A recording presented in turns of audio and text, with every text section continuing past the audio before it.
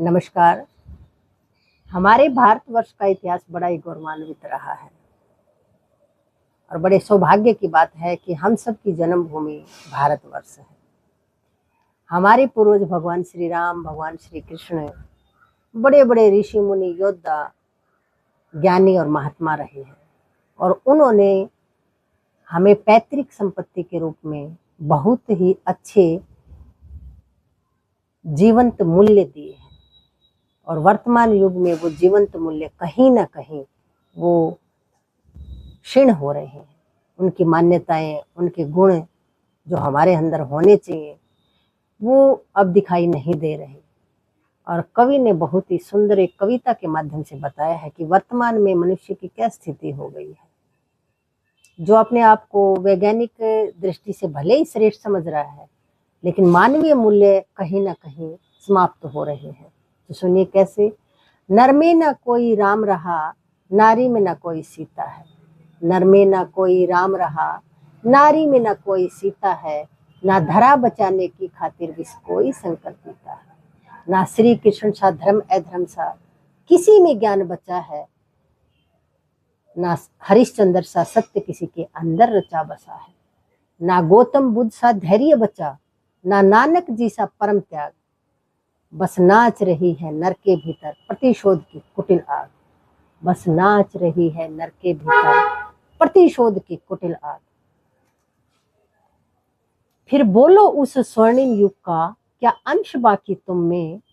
फिर किसकी धुनी में रमकर तुम फूले नहीं समाते हो।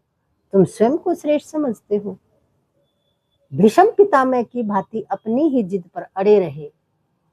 तुम कर्ण के जैसे होकर भी दुर्योधन दल के संग रहे।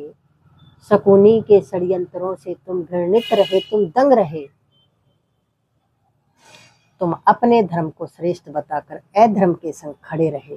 तुम स्वयं को श्रेष्ठ समझते हो। ये हमारे मानवीय मूल्य हमने समाप्त कर दिए और इनको हम देखो ज्यादा कुछ नहीं करना है।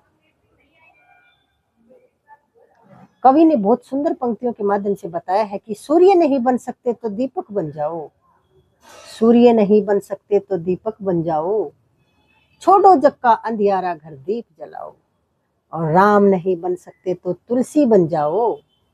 राम कथा को प्रेम से अपने मुख से गाओ। और कृष्ण नहीं बन सकते तो मीरा बन जाओ। कृष्ण प्रेम का हृदय में तुम दीप जलाओ। और नाम नहीं बन सकते तो माझी बन जाओ। लो पतवार हाथ में अपने पार लगाओ। और देव नहीं बन सकते तो मानव बन जाओ। अपने मन की पशुता को तुम दूर भगाओ। देव नहीं बन सकते तो मानव बन जाओ।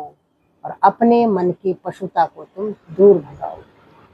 जो कहीं ना कहीं एक पाशविकता ने हमें जकड़ा हुआ है। हर मनुष्य के अंदर एक पाशविक पशु बैठा हुआ है, उसको समाप्त करने की जरूरत है।